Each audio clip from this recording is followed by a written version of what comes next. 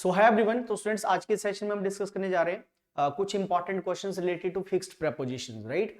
तो आज ये हमारा सेशन नंबर 31 है एचपीएस सीसेट का, जो 2024 का जो रिवीजन सीरीज क्लासेस हैं, राइट। तो इसमें एग्जाम लेवल क्वेश्चंस हम करेंगे, कुछ फिक्स्ड प्रीपोजिशन के अच्छे क्वेश्चंस करेंगे, ठीक है। तो आप क्वेश्चंस को देखते चलना है और अकॉर्डिंगली जो है आप अपना आंसर सोच सकते हो और बता सकते हो, ठीक है जी। तो क्वेश्चन नंबर 1 की तरफ मूव करते हैं। क्वेश्चन नंबर 1 बोल रहा है, आई am not obsessed, right. I am not obsessed dash such ideas as you are। तो ऑब्सेशन होता है बेसिकली किसी चीज का पागलपन, madness we can say, right. So I am not obsessed dash such ideas as you are, ठीक है, कि ऐसे विचारों का जो है मुझे कोई ऑब्सेशन नहीं है, मैं ऑब्सेस्ड डैश नहीं हूं। अब यहां पे आपको पता होना चाहिए इस ऑब्सेस्ड वर्ड के साथ फिक्स्ड प्रीपोजिशन क्या लगेगी। I am not obsessed with, in, और फॉर, ठीक है। तो ऑब्सेस्ड के साथ देखो और तो आएगा नहीं, फॉर भी नहीं आएगा, आंसर बनेगा हमारा option number A, I am not obsessed with. अब ये फिक्स्ड प्रीपोजिशन है, जैसे सैटिस्फाइड विद होता है, प्लीज्ड विद होता है, राइट, एक्यूप्ड विद होता है, उसी तरह बिजी विद होता है, पॉपुलर भी विद होता है। पॉपुलर के साथ भी ध्यान रखना आपने, क्वेश्चन बनता है he is not popular with the students, so he is not popular among the students नहीं होता है, he is not popular with the students, popular with, busy with. तो इन सब के साथ फिक्स्ड प्रीपोजिशन लगती है। तो ऑब्सेस्ड के साथ यहां पे जो आंसर बनेगा हमारा, that is option number first, ठीक है। Come to the question number second. Second सवाल बोल रहे हैं, he was killed dash a highwayman dash a dagger। अब ये जो डैगर वर्ड होता है स्टूडेंट, इसका मीनिंग होता है बेसिकली अ लॉन्ग नाइफ, एक लंबा जो चाकू होता है, लंबा जो छुरा होता है, उसको बेसिकली डैगर बोलते हैं। अब स्टेटमेंट आपको अब देख सकते हो, ये जो सेंटेंस है ये बेसिकली चल रहा है हमारा पैसिव वॉइस में। He was killed dash a highway man, यहां पे डोअर गिवन है अ हाईवे मैन, तो ऑब्वियस है यहाँ पे he was killed with a highway man तो नहीं होगा, है ना, क्योंकि ये तो बच्चा पकड़ सकता है कि पहला आंसर तो इसमें बाय ही आएगा, बाय अ हाईवे मैन, ठीक है। अब आगे फॉर अ डैगर बनेगा या विद अ डैगर बनेगा, तो ये आपने पढ़ा होगा, ठीक है, कि जो नॉन लिविंग थिंग्स होती है उसके लिए हम प्रीपोजिशन विद को लगाते हैं और आर्टिकल ए भी आता है, ठीक है। जैसे I beat him with a stick, I cut vegetables with a knife, right? So with a knife बोलेंगे, with a stick बोलेंगे, like this। एक बार एक क्वेश्चन आया था जिसमें ना ऐसे था, ब्लैंक था और यहां लिखा था फोर्स। आगे मुझे स्टेटमेंट याद नहीं है, बट कॉन्सेप्ट यहीं पे हम खत्म कर लेते हैं, मतलब यहीं पे हमें समझ आ जाएगा। डैश फोर्स ऑप्शन में था, बाय आएगा या विद आएगा, मतलब दो ऑप्शन और भी थी, लेकिन चलो हम दो ही रखते हैं कि बाय फोर्स होगा या विद फोर्स होगा। अब देखने में ये दोनों कंफ्यूजिंग है यहाँ पे कि यार बाय फोर्स करूं या विद फोर्स करूं, राइट। तो यहाँ पे एक छोटा सा पॉइंट है जिससे आप इस चीज को कैच करोगे। विद देखो नहीं आएगा यहाँ पे, क्यों नहीं आएगा, क्योंकि विद जब हम लगाते हैं तो हमें आर्टिकल ए भी लगाना पड़ता है, जैसे विद अ डैगर बोला, राइट। तो यहां पे आंसर होगा A, it should be by force. आगे कंप्लीट स्टेटमेंट है, लंबा सेंटेंस था ये, बट मैंने आपको पॉइंट बता दिया कि आर्टिकल आएगा, ठीक है। जैसे मैं यहां बोलता हूं कि ही चीटेड अस इन, या ही चीटेड अस बाय, इन नहीं sorry, by fraudulent manner, fraudulent manner. तो यहां पे आप डायरेक्ट बोलोगे by fraudulent manner, he cheated us by a fraudulent manner नहीं आएगा। लेकिन जब आर्टिकल हम तब लगाते हैं जब विद लगता है, so with a stick, with a knife, I cut vegetables with knife नहीं बोलोगे आप, it should be with a knife. तो ये सवाल एक बार बना था, ध्यान रखना, it should be by force. तो आंसर यहां पे सी है। Come to the question number third, the customer smashed his fist down dash the table, ठीक है। जो कस्टमर था, है ना, तो कस्टमर जो था बेसिकली उसने अपनी मुट्ठी को, होता ना कई बार टेबल पे ऐसे उसने मारा, ठीक है। फिस्ट मतलब मुट्ठी जो होती है, राइट। तो his fist down dash the table, तो down against the table, at the table, into the table, on the table. अब बच्चा यहां पे एट और इन पे जाता है, लेकिन आंसर इसका अगेंस्ट होगा, टच की बात है, कॉन्टैक्ट की बात है, ठीक है। जैसे हम बोलते हैं he is standing against the wall, तो मतलब उसने उसको हिट किया। Down against his fist against the table, basically against इसका राइट आंसर, ध्यान रखना। और इसका मतलब है बेसिकली जोर से उसने हिट किया। Come to the question number 4th, Suresh mind was attuned dash music. Suresh का जो माइंड था वो अट्यून्ड था उस संगीत की तरफ, म्यूजिक की तरफ।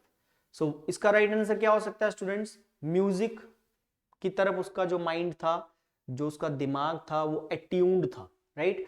तो अट्यून्ड के साथ यहाँ पे कोई फिक्स्ड प्रेपोजिशन लगेगी, और इसका मतलब यहाँ पे बेसिकली बनेगा, जब आप प्रेपोजिशन लगाओगे मतलब वो समझ पा रहा था उसका दिमाग उस म्यूजिक को, टू अंडरस्टैंड सेंस जा रही है, ठीक है। लेकिन ये तभी मीनिंग बनेगा जब हम इसके साथ फिक्स्ड प्रेपोजिशन लगाएंगे। इट मीन्स टू अंडरस्टैंड, ठीक है। उसका जो माइंड था सुरेश का, वो उस म्यूजिक को समझ पा रहा था, ठीक है। इट मीन्स बेसिकली क्या होता है स्टूडेंट्स?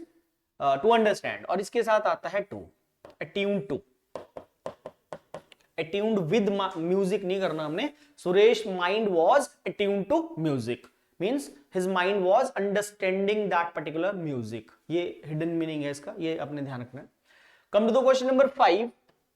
अब ये सवाल हमने पहले भी सो मेनी टाइम्स मैंने आपको बताया है, ठीक है। ही was vexed dash Saran for his behaviour. अब सरन यहाँ पे कोई पर्सन है, कंफ्यूज मत होना, सरन कोई पर्सन है, कोई बॉय होगा, लड़का होगा, कोई ही है, वो सरन से वेक्स्ड था। अब पहली बात तो हमें वेक्स्ड का मीनिंग पता होना चाहिए। वेक्स्ड का मीनिंग होता है बेसिकली गुस्सा, एंग्री था वो, राइट। और वो था बेसिकली सरन से इंडिग्नेंट।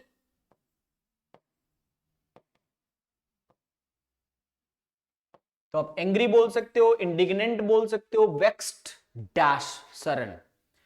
तो एंग्री हो, इंडिग्नेंट हो, वेक्स्ड हो, या फिर आपका एनॉयड, इन सब के बाद, हालांकि एनॉयड का मीनिंग इरिटेट करना होता है। अगर कोई पर्सन होता है स्टूडेंट, आगे किसी लिविंग बीइंग की बात कर रहा हो, तो फिर इनके साथ विद लगाते हैं।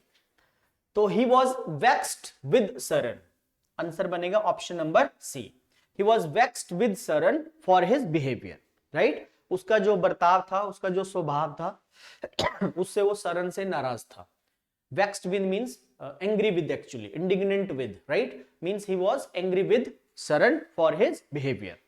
उसका जो व्यवहार था उससे, मतलब सरन का जो बिहेवियर था, तो सरन एक पर्सन है, इसलिए हम यहां पे क्या लगाएंगे? विद। और इन सब के साथ आपको ध्यान रखना है एट भी लग सकता है, ठीक है, अगर आगे कोई थिंग हो। अगर ये सेंटेंस थोड़ा घुमा दिया जाए, ही was vexed at his behaviour, Saran for को हटा दें, अगर हम सीधा बोलें ही was vexed at his behaviour, अब वो किस पे नाराज था? उसके बिहेवियर से नाराज था, तो बिहेवियर नॉन लिविंग आ जाएगा, फिर एट आएगा। So he was vexed at his behaviour, he was vexed with Saran for his behaviour. तो थोड़ा सा कॉन्सेप्ट का आपने ध्यान रखना है कि एट कब लगता है? थिंग्स के कॉन्सेप्ट में, नॉन लिविंग में। Question number 6, steady mind Trump's dash difficulties. जो एक स्टेडी माइंड होता है, जो एक बेसिकली स्टेडी होता है, slow and steady wins the race, है ना। मतलब जो एक फिक्स दिमाग होता है, ठीक है। अगर आप अपनी कॉन्टिन्यूटी जिसको हम बोलते हैं, ठीक है, तो स्टेडी माइंड ट्रम्प्स, वो जीतता है, मतलब वो ट्रम्प करता है, ठीक है, डैश डिफिकल्टीज। जितनी भी लाइफ में कठिनाइयां आती हैं स्टूडेंट्स, वो उनको ओवरकम कर लेता है। अगर हमारा दिमाग स्टडी होता है, ठीक है, तो ओवर आएगा, राइट। तो a steady mind trumps over difficulties, this could be the right answer. Come to the question number 7, the peasant refuse to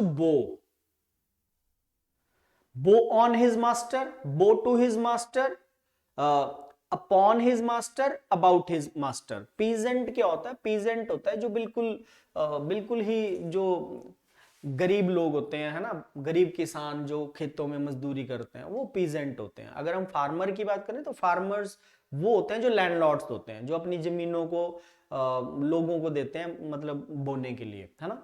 तो peasant जो बिल्कुल लो लेवल के जो किसान होते हैं, जो खेतों में मजदूरी करते हैं, दिहाड़ी करते हैं, उनको हम पीजेंट बोलते हैं। तो जो पीजेंट था उसने मना कर दिया to bow dash his master, to bow on his master, to bow upon his master, to bow about his master, ना जी, आंसर बनेगा B, it should be to, झुकना, है ना। किसी के फॉर्मल वे में जब हम किसी को रिस्पेक्ट देते हैं तो हम ऐसे गर्दन को झुकाते हैं, राइट, या नमस्कार करते हैं, तो फॉर्मल वे में जो हम करते हैं किसी को, किसी के सामने हम आदर सम्मान, तो बोल रहा है उस पीजेंट ने मना कर दिया उस अपने मालिक के सामने झुकने के लिए, ठीक है। सो बो टू का मीनिंग यहाँ पे बेसिकली बेंड सेंस में है, बो झुकने को ही बोलते हैं। आठवां आंसर देखिए, the man robbed me dash my possessions, the man robbed me dash my possessions. Question अच्छा है, पेपर में आया हुआ है, the man robbed me of my possessions, from my possessions, with my possessions, on my possessions. So if you want to think you can, right? तो उस आदमी ने मुझे मतलब लूट लिया, तो आंसर होगा यहां पे हमारा that is option number A, of my possessions. Possessions मतलब जितना भी मेरे पास सामान था, मेरी जो बिलोंगिंग्स थी, ठीक है, वो सारा सामान वो मेरे से लूट लिया उसने, right. So the man robbed me of my possessions करना है आपने। 9th सवाल, the reward was not commensurate dash the work done by us। तो मतलब जो रिवॉर्ड मिलना था वो कॉम्पेंसोरेट नहीं किया गया, उसको नहीं दिया गया था जो भी हमारे द्वारा कार्य किया गया था। तो जो हमने वर्क किया था, हमने जो काम किया था उसके लिए जो रिवॉर्ड मिलना था वो हमें कॉम्पेंसोरेट नहीं किया गया। सो कॉम्पेंसोरेट ऑर्डर, ये तो कोई बात नहीं बनी, with, on, for and. So the reward was not commensurate for the work done by us. For the work done by us. This is the right answer. Come to the question number 10th. Your conduct smacks dash recklessness. ये भी question अच्छा है। Your conduct, conduct होता है जो हमारा behaviour होता है, तुम्हारा जो स्वभाव है वो तुम्हारी बर्बादी का कारण है। Your conduct smacks dash recklessness. Recklessness वही होता है स्टूडेंट्स जो तबाही होती है बेसिकली, है ना। तो हमारा जो नेचर है, हमारा जो स्वभाव है, उसी से हम प्रेज भी लेते हैं, उसी से हमें डिनाउंसमेंट भी मिलती है, जैसे हमारी डीड्स होती हैं। तो बोला तुम्हारा जो नेचर है, your conduct smacks dash recklessness. तो स्मैक्स इन रेकलेसनेस ना जी, फ्रॉम, विद, ऑफ आएगा।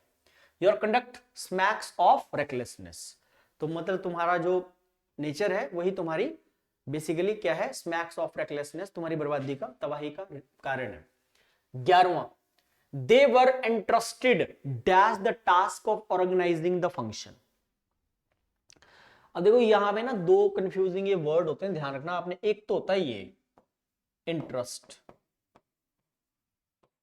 और एक होता है ये दैट इज इंटरेस्ट, राइट। अब इंटरेस्ट के साथ आता है इन,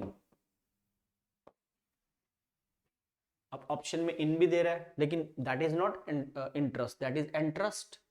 कंफ्यूजिंग पेयर है।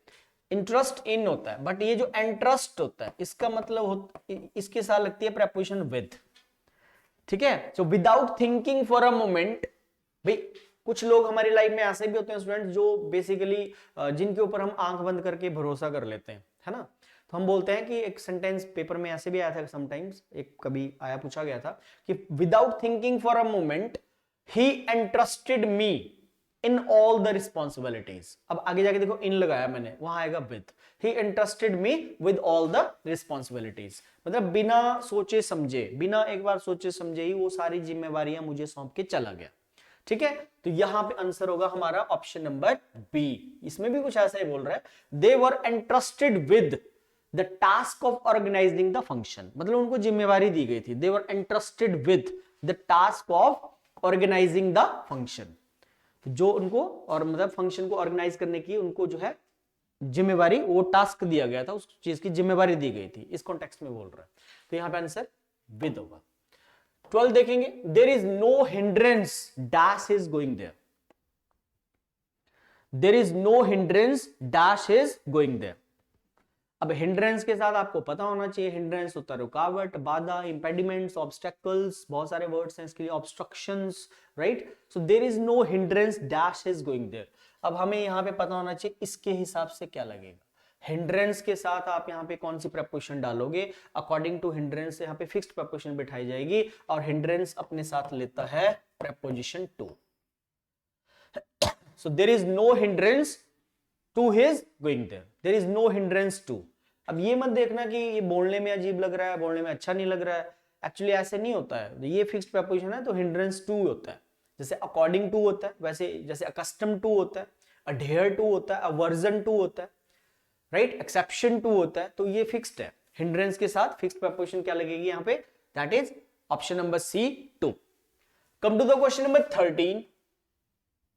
बोले he was advised to abstain dash all alcoholic drinks, right. अब सबसे पहले तो आपको यहां पे देखना पड़ेगा कि क्या दे रहा है, अल्कोहलिक ड्रिंक्स मतलब वही शराब की बात कर रहा है, ठीक है, कि हर प्रकार का जो अल्कोहलिक ड्रिंक्स है उसको मतलब तुम्हें सुझाव दिया गया था, ठीक है, कि तुम उससे परहेज करो। एब्सटेन का मतलब स्टूडेंट्स होता है बेसिकली परहेज करना, राइट। और एब्सटेन जो वर्ड होता है ये आपको ध्यान रखना है, एब्सटेन जो वर्ड होता है ये लगता है इसके साथ पहले तो प्रेपोजिशन, एक इसी की तरह एक और वर्ड भी होता है दैट इज रिफ्रेन। रिफ्रेन और एब्सटेन इन दोनों शब्दों का जो मतलब है सेम होता है, दैट इज परहेज करना, कीप अवे, दूर रहना। अब एब्सटेन और रिफ्रेन इसके साथ भी फ्रॉम आता है, प्रेपोजिशन, फिक्स्ड प्रपोजिशन फ्रॉम लेता है, रिफ्रेन भी अपने साथ फ्रॉम ही लेता है, ठीक है। Both are similar to each other, ये दोनों एक दूसरे के सिनोनिम है, ठीक है, सिमिलर वर्ड्स हैं, सेम है, बट सिनोनिम्स वही होते हैं स्टूडेंट्स, सिनोनिम्स वही होते हैं words which are similar in meaning but different in uses, जिनके यूसेज में फर्क होता है। तो एब्सटेन ध्यान रखना, वहां पे अल्कोहलिक ड्रिंक्स है मतलब ये थिंग है, तो एब्सटेन फ्रॉम अ थिंग होता है। जब आप किसी चीज से दूर रहने की बात करते हो तो हम लिखते हैं वहां पे abstain. You should abstain from wine, we should abstain from alcohol, क्योंकि alcohol wine that is a thing, शराब से दूर रहना चाहिए तो चीज की बात कर रहे हैं। लेकिन रिफ्रेन फ्रॉम अ हैबिट होता है, ये लगता है हैबिट के लिए। अगर सेंटेंस ऐसे होता ना, he was advise to refrain dash drinking all types of alcohol या ड्रिंकिंग वाइन, राइट। जैसे मैं आपको बोलता हूं you should abstain from alcohol, abstain आएगा, you should refrain from drinking alcohol, जब ड्रिंकिंग अल्कोहल की बात कर रहा है तो इट मींस वो कर रहा है फिर बात आपकी हैबिट की, तो फिर वहां पे आएगा रिफ्रेन, ठीक है। आंसर आपको पता लग गया होगा, रीजन मैंने एक नई बात आपको और ऐड कर दी, यहां पे आंसर डी है।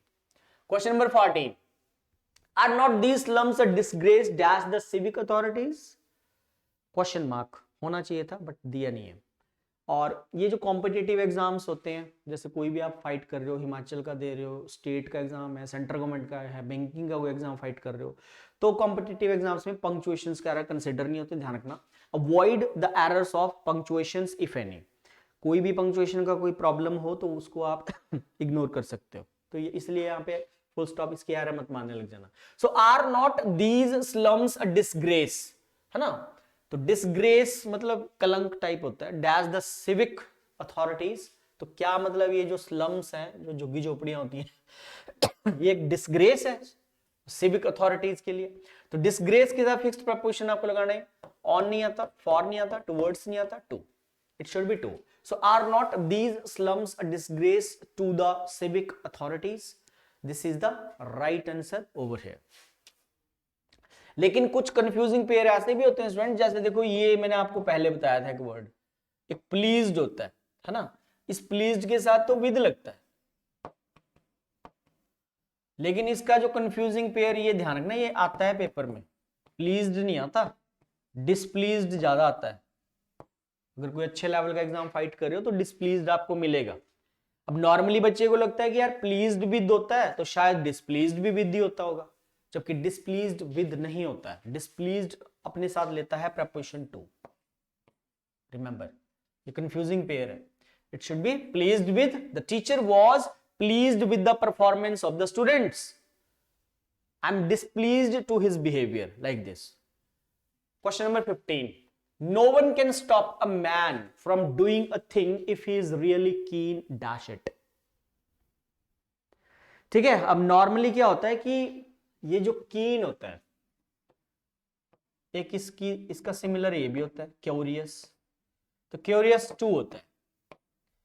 कीन जो होता है वर्ड, इसके साथ टू भी लगता है, सॉरी,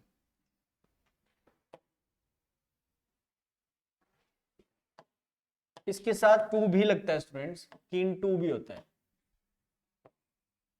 लेकिन यहां तो टू ऑप्शन दे ही नहीं रहा, तो इसका मतलब इसके साथ कुछ और भी लगता होगा फिर, है ना। जैसे डाई ऑफ भी होता है, डायफ्रॉम भी होता है, वो तो अकॉर्डिंग टू कॉन्टेक्स्ट आपको देखना पड़ेगा कि डाई ऑफ कहाँ लगता है, डायफ्रॉम कहाँ लगता है, डाई ऑफ डिजीज में लगता है, डाई फ्रॉम अदर कॉजेज में लगता है, डाइड इन एक्सीडेंटल में लगता है, डाइड फॉर द नेशन होता है, कंट्री होता है, गुड कॉज होता है। डाई वर्ब अपने साथ चार प्रपोजिशन लेती है, right. So keen to, it also means curious to, किसी चीज की जिज्ञासा रखना, you people must be curious, right. तो यहां पे क्या आएगा, no one can stop a man from doing a thing if he is really keen dash it. तो यहां पे जो राइट आंसर बनेगा that is option number D, keen on it. हालांकि इसका मतलब भी इंटरेस्टेड ही होता है, इसका मीनिंग भी वही होता है, किसी चीज की इच्छुक होना। ठीक है, तो आज के सेशन में हमने कंप्लीट टोटल 15 क्वेश्चंस करे, जिसमें कुछ क्वेश्चन जो है थोड़े टिपिकल थे, वो फिस्ट वाला अगेंस्ट द टेबल, और एक रॉब्ड वाला उसके साथ ऑफ लगता है, वो पेपर में पहले पूछे गए हैं, अच्छे लेवल के क्वेश्चन है प्रीपोजिशन के। ठीक है, तो आज के सेशन में इतना रहेगा स्टूडेंट्स, बाकी मिलते हैं नेक्स्ट सेशन में। Thank you very much, take care, see you.